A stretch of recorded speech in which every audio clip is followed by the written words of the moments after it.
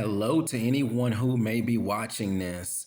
My name is Brandon, and this is Bible Know How, a place where we talk about biblical knowledge and how to apply it in your everyday life.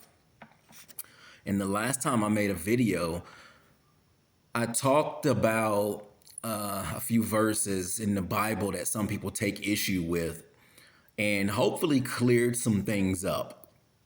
And in this video today, I'm going to continue with even more Bible verses that some people find difficult or take issue with. And today I'm going to come out of Exodus or start in Exodus chapter 9. It's going to be verse 3, 6, and 20 through 21. So without further delay, I'm going to jump right in. Exodus 9:3. It says, "Behold, the hand of the Lord will be on your cattle in the field, on the horses, on the donkeys, on the camels, on the oxen, and on the sheep, a very severe pestilence." Exodus 9:6. It says, "So the Lord did this thing on the next day, and all the livestock of Egypt died. But of the livestock of the children of Israel, not one died." Now, to give you a little bit of a background without reading the entire thing for the sake of time, Exodus 9 here is referring to one of the plagues that God brought on Egypt because they refused to let Israel go. So God told them all of their livestock would die. Well, the issue with that later on in Exodus is, you see Egypt having livestock again. So now some people are asking the question, did all the livestock die or not? Because yes, in 9:6 it says all the livestock died. But there's actually a few possible explanations for this. The first thing to notice in 9:3 is it says all the livestock in the field. See, it's not out of God's character to show grace and mercy, even to those who don't believe, and excuse me, those who don't believe and have a relationship with Him. That's common grace. So God could have spared the livestock that was put away. Israel was also under Egyptian rule, so the Egyptians could have very easily just took some of Israel's livestock. So that's something to think about as well. And I believe we find another possible explanation in Exodus 9:20 through 21. And it says, "Those officials of Pharaoh who feared the word of the Lord hurried to bring their slaves and their livestock inside.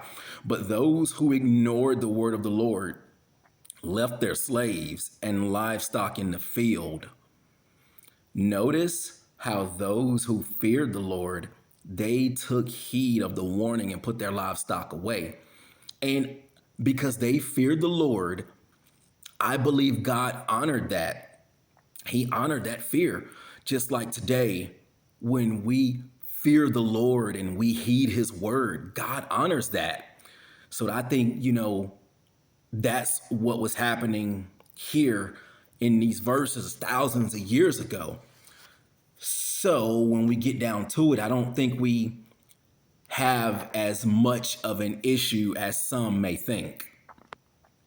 So moving on, we'll go look at another Bible verse that some people take issue with, and we'll talk about that one before stopping for the day. This one is going to be 1 Samuel 15:3, and I'll read that. "Now go, attack the Amalekites and totally destroy all that belongs to them. Do not spare them. Put to death men and women, children and infants, cattle and sheep, camels and donkeys. And the question I've had asked to me or many other people is, why would God order the destruction of men, women, and children? This it's this indeed is difficult, um, but we have to realize something. This is something we have to keep in mind and not forget. God knows all things. And God might be doing a billion things to accomplish a specific purpose, and we might be aware of 12 things that he is doing. In some ways, you can say that God was also being merciful. And the reason I say that is because God is delivering the young into his own hands, ushering the young into his heaven. And I say that because, when you're a child, David makes it clear that children will go on to be with the Lord in heaven should something happen to them. By doing this, God actually saves their soul and keeps them from becoming completely evil and risk having an eternal destruction, if you know what I mean. So, in that way, you can say that God is being merciful. Also, other generations that would have come from the evil culture is also prevented from coming to existence and spreading even more sin, because you have to always remember that God is holy. God hates sin. God is so holy, he can't even be in the same vicinity as sin. That's how holy our God is. Sin and a holy God, it doesn't mix. So the Lord could have ordered, the wiping out of a nation. In some ways, it could have showed mercy. But I also want people to think about this. He also could have ordered, the wiping out of a nation to ensure that the future messianic line would remain intact. The lineage of Jesus is what I'm referring to. If anyone doesn't know what it means, the messianic line means, the lineage of Jesus.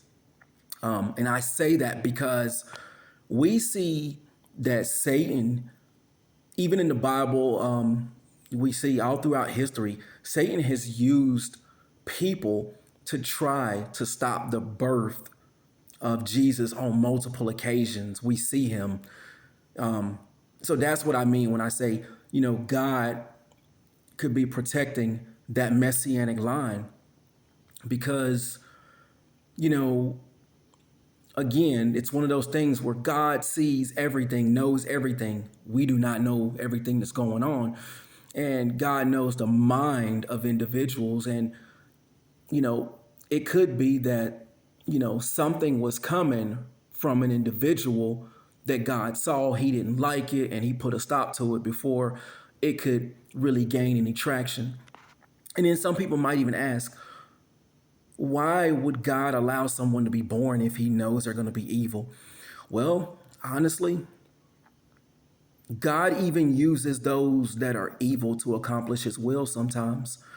And we actually see this all throughout the Bible as well. And even today. And what I mean by that is sometimes God allows a wicked leader to be in position, but God may be using that wicked leader to punish another nation. Sometimes God uses a wicked dictator to even protect his own people. That was something that happened in Egypt. I believe the president's name or the leader, Hosni Mubarak, I believe that was his name. Now, he was a dictator. However, many Christians from Egypt said that with him, when he was in power, they were still protected because of some of the rules and laws that he had put in place. So that's just something to think about. You know, when we're going through the Bible and we see something that's difficult, something we don't agree with, just remember that everyone is born into sin. And honestly, every person, because we're all born into sin, we all deserve God's judgment. But thankfully, God, he spares, anyone who believes in him. This video was a lot longer than I intended it to be today, but I wanted to really talk about those things, those difficulties. I'm going to make one more video about difficult Bible verses before wrapping up this little series. So here's to hoping that everyone will have a great day and take care.